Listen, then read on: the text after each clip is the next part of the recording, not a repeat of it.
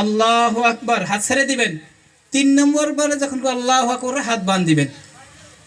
এর মধ্যে তাওয়াজ তাসনির পরে সূরা ফাতিহা পরে একটা সূরা পড়ে এক রাকাত কমপ্লিট। নেক্সট রাকাতে ইমাম সাহেব দাঁড়িয়ে যাওয়ার পরে কেরাত করার পরে রুকুতে যাওয়ার আগে 3টা তাকবীর দিবেন। আল্লাহু আকবার, আল্লাহু আকবার, হাত ছেড়ে দিবেন, আল্লাহু আকবার।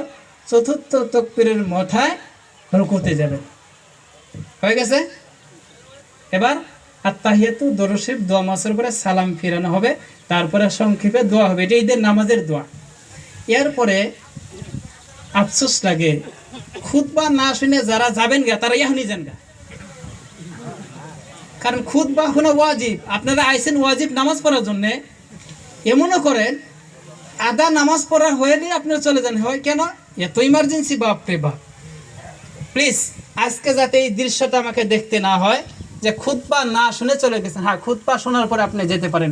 আমরা খুতবার পরে কিছু তসবিহ তাহলিল করে আমাদের পূর্বপুরুষ যারা দুনিয়া থেকে চলে গেছে, আমাদেরকে রেখে গেছে, আমরা তাদের জন্য দোয়া করব। আপনার যদি ভালো লাগে থাকবেন, আর যদি না লাগে চলে যাবেন, আমার কোনো আফসোস নাই হবে। কিন্তু আফসোস থাকবে যদি খুতবা না শুনে যান। কেউ যাবেন খুতবা না শুনে? কারণ খুতবা শোনা ওয়াজিব, এটা তো নফল সুন্নতের কোনো ব্যাপার না। আপনি গুনাহগার হতেছেন, সওয়াব করার আশা যদি গুনাহ করেন তার লাভ কি হলো? মাহতারাম হাজিরিন, দয়া করে আপনারা সকলে বুঝছেন না?